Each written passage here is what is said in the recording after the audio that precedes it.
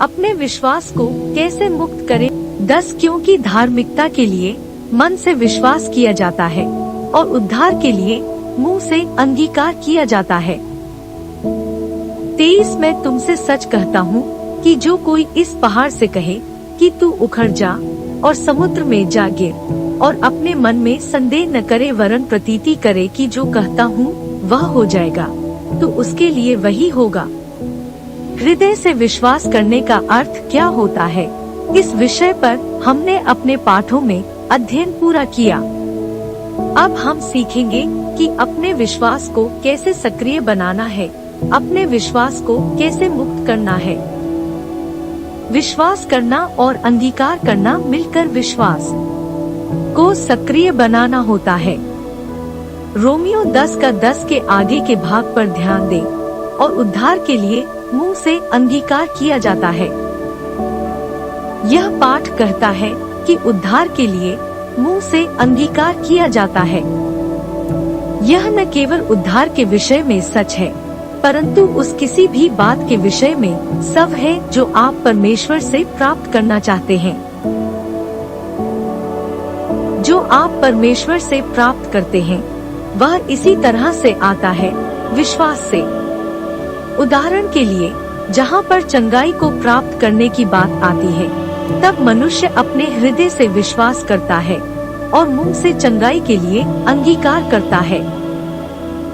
जहाँ पर पवित्र आत्मा का बपतिस्मा प्राप्त करने की बात आती है, तब मनुष्य अपने हृदय से विश्वास करता है और मुंह से पिन्तेकुस्त के अनुभव के लिए अंगीकार करता है। चाहे जो कुछ भी हो जो आप परमेश्वर से पाना चाहते हैं, उसे इसी तरह से पाया जाता है, विश्वास के द्वारा। अपने हृदय से विश्वास करने के द्वारा और अपने मुंह से अंगीकार करने के द्वारा विश्वास सक्रिय बन जाता है। मरकुस 11 का 23 पर ध्यान दें। मरकुस 11 का 23 मैं तुमसे सच कहता हूँ कि जो कोई इस पहाड़ से कहे कि तू उखड़ जा और समुद्र में जा गिर और अपने मन में संदेह न करे वरन प्रतीति करे कि जो कहता हूँ वह हो जाएगा, तो उसके लिए वही होगा।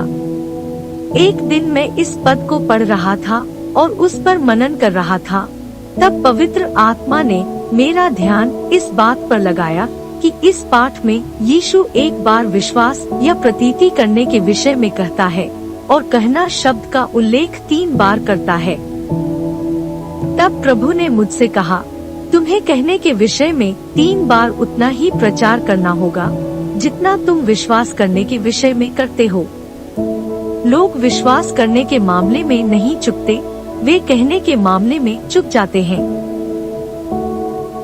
यदि आप चाहते हैं कि वचन आपके लिए कार्य करे, तो जो आप विश्वास करते हैं उसका अपने मुंह से अंगीकार करें।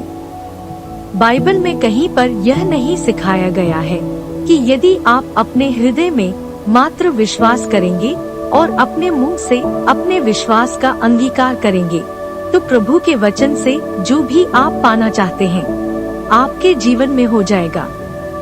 रोमियो 10 का 8 से 10 भी हमें विश्वास का यही सिद्धांत बताता है। रोमियो 10 का 8 से 10:8 परंतु क्या कहती है? यह कि वचन तेरे निकट है, तेरे मुंह में और तेरे मन में है। यह वही विश्वास का वचन है जो हम प्रचार करते हैं। 9 कि यदि तू अपने मुंह से यीशु को प्रभु जानकर अंगीकार करे और अपने मन से विश्वास करे कि परमेश्वर ने उसे मरे हुओं में से जिलाया, तो तू निश्चय उद्धार पाएगा। 10 क्योंकि धार्मिकता के लिए मन से विश्वास किया जाता है और उद्धार के लिए मुंह से अंगीकार किया जाता है। अब 8वें पद में देखें कि विश्वास का वचन आपके मुंह में होना चाहिए और आपके हृदय में भी, ताकि वह आपके लिए कार्य करे। यदि वचन केवल आपके हृदय में है तो वह आपके लिए कार्य नहीं करेगा, परंतु यदि वह आपके हृदय में है और आपके मुंह में भी है, परमेश्वर का धन्यवाद हो, आपका विश्वास आपके लिए कार्य करेगा। सही सोचना, विश्वास करना और अंगीकार करना। रोमियो 10 का 10 में लिखा है, उद्धार के लिए मुंह से अंगीकार किया जाता है। इस पाठ में मैं सही सोचने, सही विश्वास करने और सही अंगीकार करने के विषय में बताना चाहता हूँ। जो आप सोचते हैं और विश्वास करते हैं, उसका प्रभाव आपके अंगीकार पर पड़ता है। यदि आप सही सोचते हैं, तो आप सही अंगीकार करेंगे, क्योंकि जिस बात आप मनन करेंगे वह अंततः आपके हृदय में उतर जाएगा। और जिस बात पर आप मनन कर रहे हैं, उस पर आप विचार करने लगेंगे। यदि आपका विश्वास सही है, तो आपका अंगीकार भी सही होगा। परंतु यदि इनमें से एक भी बात गलत होगी, तो सारी बातें अर्थात आपका विचार करना, विश्वास करना और अंगीकार करना भी गलत होगा। हमारे विचार को सही बनाने के लिए परमेश्वर ने हमें अपना वचन दिया है। जब हम परमेश्वर के वचन के अनुसार सोचते हैं, तब हमारा विश्वास सही होगा। जब हम सही विश्वास करेंगे, तब जो हम अंगीकार करेंगे वह भी सही होगा। अंगीकार का सकारात्मक पक्ष। मुझे इस एक बात का यकीन है, बहुत कम मसीही विश्वासियों ने अंगीकार के महत्व को समझा और माना है। और दुख की बात यह है कि जब कभी हम अंगीकार इस शब्द का उपयोग करते हैं, तब लोग दुर्बलता, पाप और असफलताओं का अंगीकार करने की बात सोचते हैं। यह अंगीकार का नकारात्मक पक्ष है, परंतु अंगीकार का सकारात्मक पक्ष भी है। और बाइबल में नकारात्मक पक्ष से अधिक सकारात्मक पक्ष के विषय में बताया गया है। अंगीकार की परिभाषा। शब्दकोश में बताया गया है कि अंगीकार शब्द का अभिप्राय है मानना, कबूल करना और किसी बात में विश्वास कबूल करना। इसका अर्थ अपने दोष कबूल करना भी है। परंतु एक परिभाषा अपने विश्वास को कबूल या अंगीकार करना है, या परमेश्वर के वचन में अपने विश्वास को कबूल करना है। यदि हम इसके एक ही पक्ष के अनुसार अर्थात नकारात्मक पक्ष के अनुसार जिएंगे और निरंतर अपने दोष और असफलताओं को अंगीकार करेंगे, तो हम यही करते रहेंगे और हम अपने मसीही जीवन में असंतुलित हो जाएंगे। इसके द्वारा हमारी आत्माओं में कमजोरी, पाप और असफलता का एहसास उत्पन्न होगा। वास्तव में मसीहत को महान अंगीकार कहा गया है। अंगीकार वास्तव में 3 बातें हैं का। 1. जो हम विश्वास करते हैं उसे बताना अंगीकार है। 2. जो बात हम जानते हैं कि सच है, उसे घोषित करना अंगीकार है। 3. जिस सत्य को हमने संपूर्ण हृदय से स्वीकार किया है, उसे जाहिर करना अंगीकार है। दूसरे शब्दों में, जिस बात को आप जानते हैं कि वह सत्य है, उसकी घोषणा अंगीकार है। आप जो विश्वास करते हैं, उसे आपका अंगीकार बताता है। जिस बात को आप जानते हैं, उसे आपका अंगीकार जाहिर करता है, और आपका अंगीकार उस सत्य को घोषित करता है जिसे आपने संपूर्ण हृदय से ग्रहण किया है। हमें क्या अंगीकार करना है? इस मामले में सबसे बड़ी समस्या हमें यह जानना है कि हम क्या कबूल करते हैं। हमारा अंगीकार इन मुख्य सच्चाइयों पर केंद्रित होना चाहिए का। 1. परमेश्वर ने उद्धार की अपनी योजना में मसीह के द्वारा हमारे लिए क्या किया है। 2. परमेश्वर ने हम में नए जन्म की प्रक्रिया में और पवित्र आत्मा से भरे जाने में वचन के द्वारा और पवित्र आत्मा के माध्यम से क्या किया है। 3. मसीह यीशु में हम परमेश्वर पिता के लिए कौन। 4. यीशु इस समय परमेश्वर पिता के दाहिने हाथ पर हमारे लिए क्या कर रहा है, जहाँ पर वह हमारे लिए मध्यस्थता करने के लिए हमेशा हमेशा तक जीवित है। 5. परमेश्वर ने हमारे द्वारा क्या हासिल किया है, या जब हम उसके वचन की घोषणा करते हैं, तब उसका वचन हमारे द्वारा क्या हासिल करेगा? हम मसीह में कौन हैं यह कबूल करना। लोग मुझे बाइबल अध्ययन के तरीकों के विषय में पूछते हैं और जहाँ कहीं मैं जाता हूँ वहाँ मैं विश्वासियों से कहता हूँ कि वे संपूर्ण नया नियम पढ़ें, विशेषकर पत्रियां जो कलीसिया को लिखी गई हैं, और लाल पेंसिल से रेखांकित करें और जहाँ पर उसमें मसीह में, जिसमें आदि शब्द यीशु का उल्लेख करते हैं, उन पदों को लिखकर निकालें। जिस समय आपको यह पद मिलते हैं, आप कबूल करने लगे कि आप यही हैं और यही आपके लिए है। यदि आप ऐसा करेंगे तो मैं आपको आश्वासन देता हूँ कि आपका जीवन बदल जाएगा। मैं आपको उदाहरण के तौर पर कुछ पद दूंगा ताकि आप उस दिशा में आगे बढ़ सके। बाकी पदों को आप खुद ढूंढें, क्योंकि हम सभी पद यहाँ नहीं दे पाए हैं। ऐसे कुल 133 या 134 पद हैं। जब आपको ये पद मिल जाएंगे, तब उन्हें कबूल करें कि वे आपके जीवन की वास्तविकता हैं। मैं कुछ पदों के विषय में यहाँ लिखूंगा जिन्हें हमें कबूल करना है कि हम मसीह में कौन हैं। हमें इन पदों को न केवल परमेश्वर के सामने अंगीकार करना, बल्कि संसार के सामने भी। मसीह में नई सृष्टि 2 कुरिन्थियों 5:17। इसलिए यदि कोई मसीह में है तो वह नई सृष्टि है। पुरानी बातें बीत गई हैं, देखो वे सब नई हो गई। कलीसिया में सिखाने, विश्वास करने और अंगीकार करने के लिए यह पद कितना क्रांतिकारी है। हम मसीह यीशु में नई सृष्टि हैं। हम केवल क्षमा प्राप्त पापी नहीं हैं। हम दीन, कमजोर, बार बार पाप करने वाले, जैसे तैसे चलने वाले कलीसिया के सदस्य नहीं हैं। हम परमेश्वर के द्वारा सिरजे गए मसीह में नई सृष्टि हैं। पौलुस ने इफिसुस की कलीसिया को पत्र लिखते हुए कहा है कि हम मसीह यीशु में परमेश्वर द्वारा सिरजे गए हैं। इफिसियों 2:10। इसलिए हम नई सृष्टि हैं जो परमेश्वर के जीवन से, परमेश्वर के स्वभाव के साथ और हम में उसकी योग्यता के साथ सिरजे गए हैं।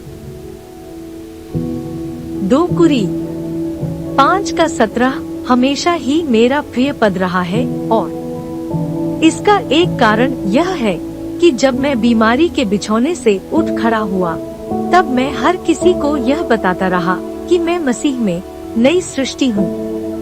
मैं नवीवा 17 वर्ष का बपतिस्म लड़का था, परंतु मेरे पास अन्य कई जवानों जैसी समस्याएं नहीं थीं।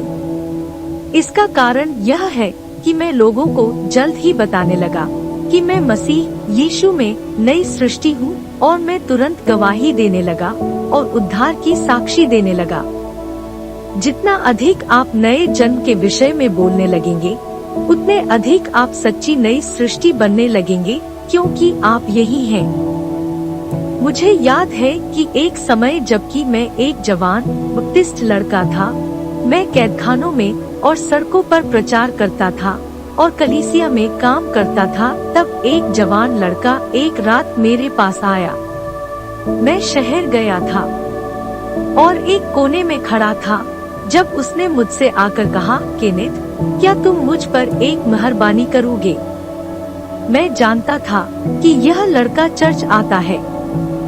वह मेरी जैसी ही कलीसिया का सदस्य था, परंतु दुख की बात यह है कि उसका उद्धार नहीं हुआ था और मैं इस बात को नहीं जानता था, और कोई भी उसके जीवन के देखकर यह नहीं पहचान सकता था। बातें करते समय उसने मुझे बताया कि उसका उद्धार नहीं हुआ है, परंतु वह हाल ही में कलीसिया में शामिल हुआ है। कलीसिया में शामिल होना और उद्धार पाना, इसमें फर्क है। इस जवान ने मुझसे कहा, क्या तुम मुझ पर एक मेहरबानी करोगे? मैं तुमसे नहीं कहता, परंतु मुझे देर हो रही है। उसने आगे कहा, तुम मेरी सहेली को जानते हो। मैं उसे जानता था और मैं यह जानता था कि उसकी महिला मित्र और वह बहुत ही नीच और कठोर किस्म के लोग थे। उसने कहा, मेरी सहेली का चचेरी बहन आ रही है। मैंने अपनी मित्र से कहा है कि मैं उसके लिए एक साथी ले आऊंगा, परंतु मैं ऐसा नहीं कर पाया हूँ। उसने और कहा, उसकी बहन मेरी सहेली जैसी नहीं है। यदि वह वैसी होती तो मैं उससे मिलने के लिए तैयार नहीं होता। उसने पूछा, क्या तुम इस मुश्किल से मुझे बाहर निकालोगे?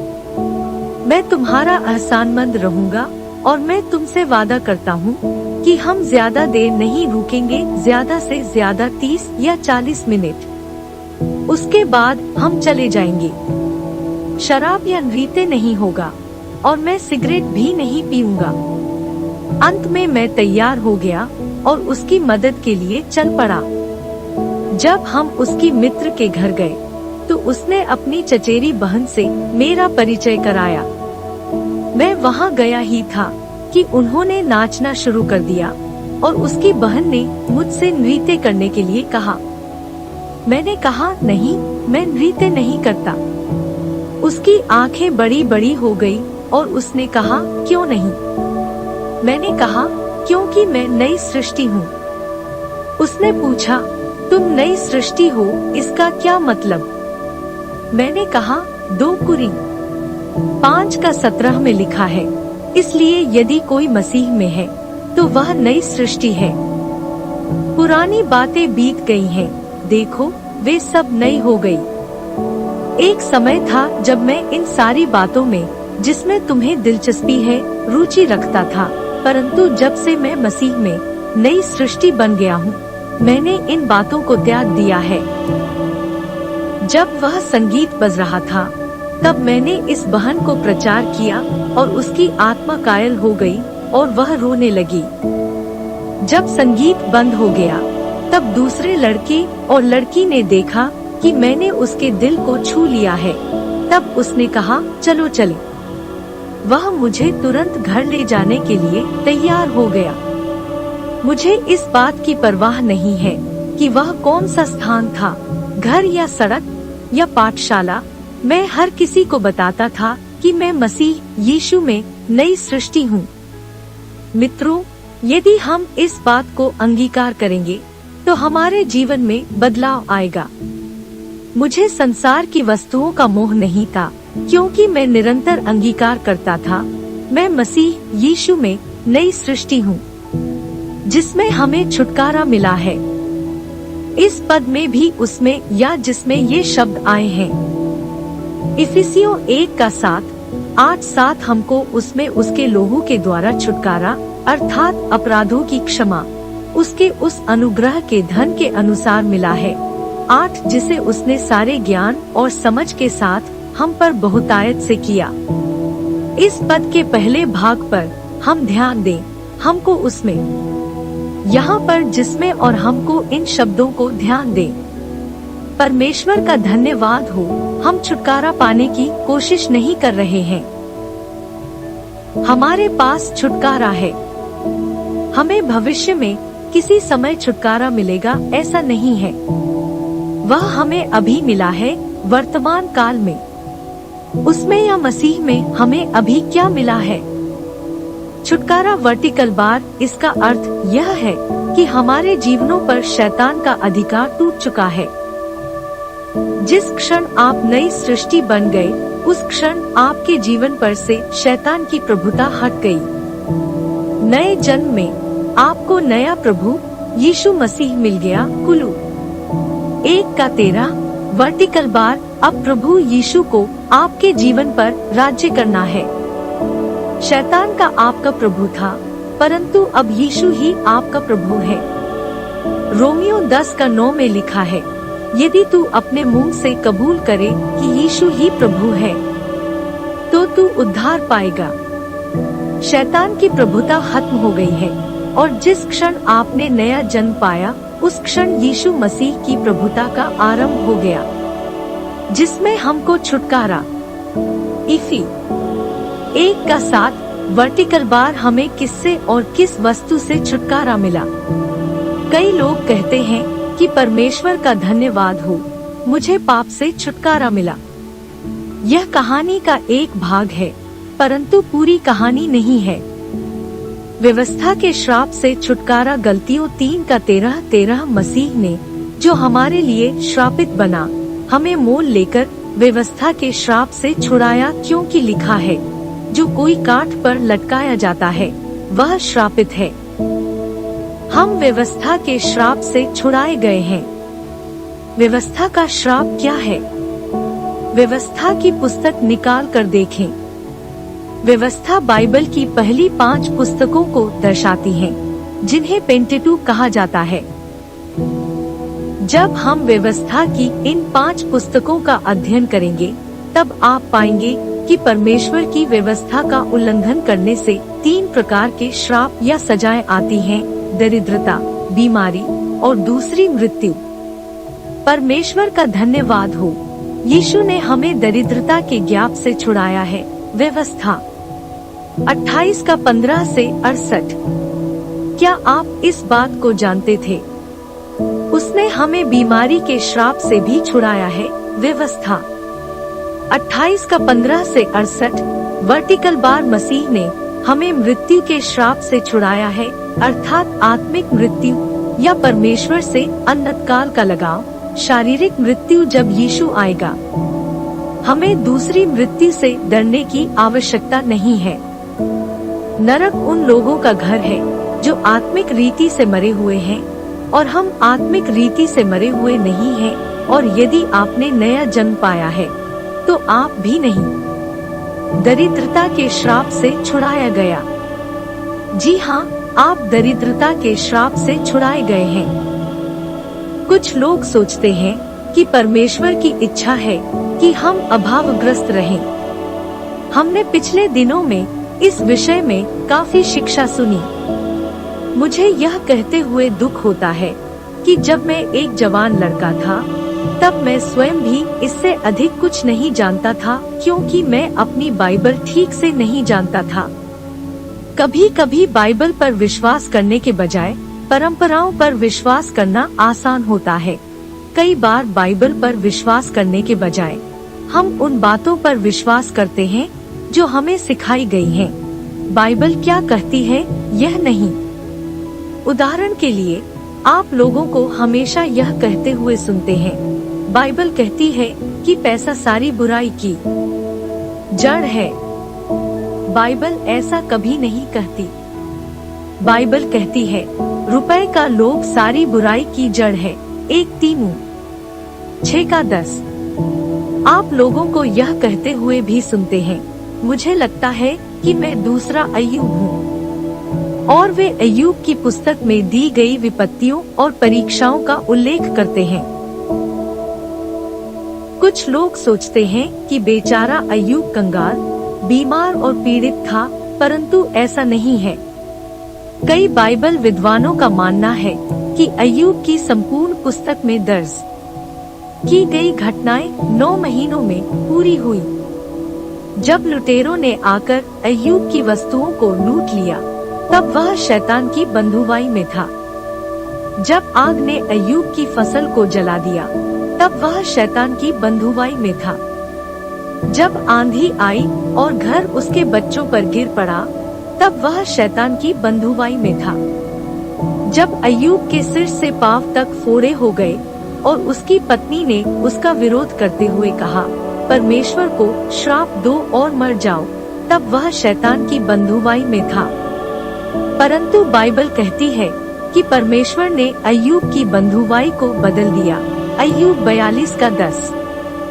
दूसरे शब्दों में, आपको यह कहते हुए सावधान रहना है कि आप दूसरे अय्यूब हैं, क्योंकि आप अय्यूब के समान इस संसार के सबसे धनी व्यक्ति बन जाएंगे। अय्यूब 1 का 3। वर्टिकल बार आपको पहले से दुगना दिया जाएगा। अय्यूब 42 का 10, 12। और आप चंगे होंगे और याकूब के समान आपको लंबी उम्र प्राप्त होगी। अय्यूब 42 का 16, 17।